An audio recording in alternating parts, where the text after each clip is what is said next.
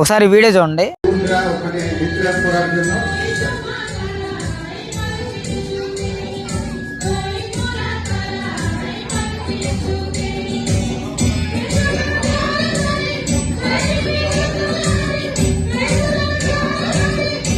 చూశారు కదా, అందుకే నేను తిట్టేది రోమన్ క్యాథలిక్ని ఊరకనే కాదు, అర్థమైందా? పిచ్చి పరాకాష్ఠగా చేయడం అంటే ఇదే.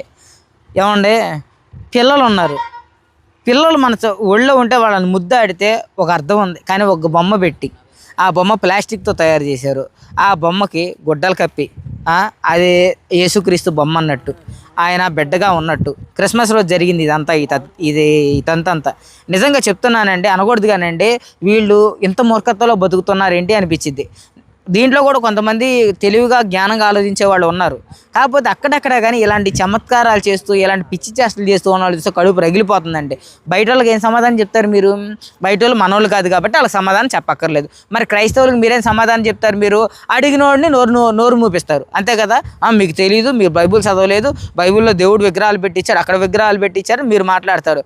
కానీ అసలు కొంచెం సిగ్గుండాలండి, సిగ్గుండాలి.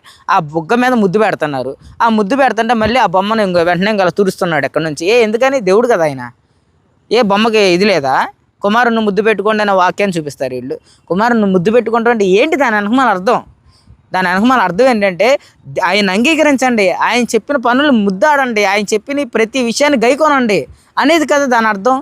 ఇది కూడా తెలియకుండా ఉన్నది, ఇది ఒక ప్లాస్టిక్ బొమ్మను తయారు చేసుకుంటాం, చంకలో పెట్టుకుంటాం, చేయటం. రోమన్ క్యాథలిక్ వాళ్ళకి నేను ఇప్పుడైనా చెప్తున్నాను, ప్రేమపూర్వకంగా చెప్తున్నాను, మీ మీద నాకు ఎటువంటి ద్వేషం లేదు, ఎటువంటి కోపం లేదు. ఇలాంటి పిచ్చి పనులు ఆపండి, దయచేసి ఆపండి. జనాలు కూడా కొండగూరెల్లాగా మీరేదో తెచ్చిన బొమ్మలో ఏదో మహిమ ఉన్నట్టు దానికి ముద్దు పెడతాం, ఇదంతా అన్యాచారం. మీరు అలా చెయ్యమాకండి దయచేసి. మీ క్షేమాన్ని కోరుకుంటూ చెప్తున్నాను. మనం అందరం రోజుకి ఎప్పుడు ఎక్కడెక్కడ పోతున్నామో తెలియదు. అలా ఒక రోడ్డు మీదకి వెళ్తాడు లారీ గుద్దేసి, ఇలా ఒకటి సైకిల్ మీద వెళ్తాడు, ఇంకోటి జరిగిద్ది, లేదా ఒకడికి వయసు చచ్చిపోతాడు, ఒకటి ఏదో కారణంతో చచ్చిపోతున్నారు కదండి, ఏదో కారణంతో చచ్చిపోతున్నారు కదా. ఇలాంటి కార్యక్రమాల్లో ఉండి, ఇలాంటి పిచ్చి చేష్టల్లో ఉండి, ఇలాంటి అపనమ్మకాల్లో మూఢనమ్మకాల్లో ఉండి చచ్చిపోతే వాళ్ళ పరిస్థితి ఏంటండి? నరకమే కదా. ఒకసారి ఆలోచించండి. బైబిల్ చదివారు మీరు, బైబిల్ చదివిన తర్వాత ఎవరో ఒక పద్ధతిని పెడితే ఆ పద్ధతిని తీసుకొచ్చి అలాగా అది దేవుడు చెప్పాడు అన్నట్టు చూడండి. వాక్యాన్ని కూడా ఎంత గొప్పగా పాటించరండి, వాక్యాన్ని కూడా ఎంత గొప్పగా పాటించరు. నోరేసుకొని జనాల మీద పడతారు, మోసం చేయడానికి తెగిస్తారు, లేకపోతే కొన్ని విధాలుగా చెడిపోవడానికి తెగిస్తారు, ఇవన్నీ చేస్తారు. కానీ అవి మార్చుకోండి అని మాత్రం ఎవరికి చెప్పరు.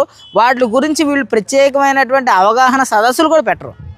వీళ్ళు కేవలం ఏంటంటే ఇలాంటివి మాత్రం చాలా స్పష్టంగా ఒక కోతులు వెలిగించే దగ్గర, కొబ్బరికాయలు కొట్టే దగ్గర, సాంబ్రాణి పొలాలు వెలిగించే దగ్గర, దండలు వేసుకెళ్ళే దగ్గర, తర్వాత శుభలేఖలు పెట్టేసి అక్కడ ఏడ్చే దగ్గర, లేకపోతే ప్రదక్షిణలు చేసే దగ్గర, ధ్వజస్తంభాలు నిలబెట్టే దగ్గర, కొండలెక్కి గుండ్లు కొట్టించేసే దగ్గర, ఇలాంటి దగ్గర మాత్రం చాలా దగ్గరగా చాలా క్షేమంగా ఉంది. నాయన ఇంకొక ఎండు మిగిలిపోయింది నా గుండు మీద, ఆ కత్తి పెట్టి ఆ ఎండుకు కూడా గీకేసే పూర్తిగా తలనేలాలు ఇచ్చేయాలి అంటారు. నాన్న ఈ దండకి అక్కడ పురుగు పట్టింది, అక్కడ మేరీమాత మెడలో వేసేటప్పుడు అది కళంకం, తప్పు అని చాలా సూక్ష్మంగా చూస్తారు. సాంబ్రాణి పొలాల రూపాయి ఎక్కువైనా పర్లేదు కానీ ఓ 4 పెట్లు కొనుక్కురండి నాన్న పెట్టేద్దాం అంటారు.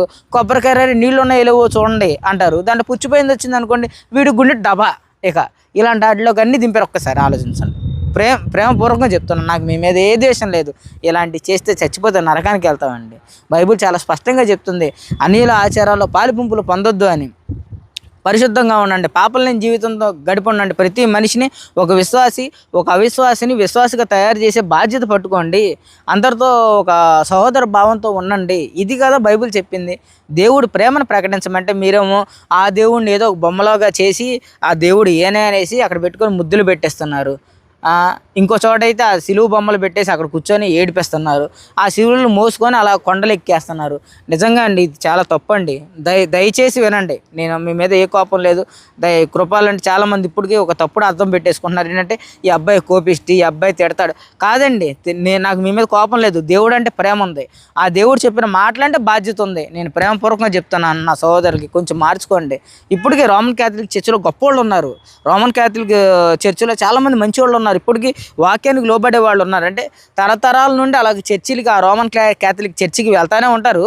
వెళ్తానే ఉంటూ దేవుడు వాక్యానికి లోబడతా ఉంటారు. చుట్టూ ఉన్న వాళ్ళకి కూడా ఆ విధంగా బోధించే వాళ్ళు ఉన్నారండి. అట్లా లేదని అనకూడదు. కాకపోతే ఇక్కడ కొన్ని కొన్ని చోట్ల ఇలా జరుగుతున్నాయి. దయచేసి సరి చేసుకోండి. ప్రేమపూర్వకం చెప్తున్నాను. దేవుడు మిమ్మల్ని దీవించి ఆశీర్వదించి మీ పాపాలు క్షమించి నూతన జీవితం అనుగ్రహించును గాక. ఆమెన్.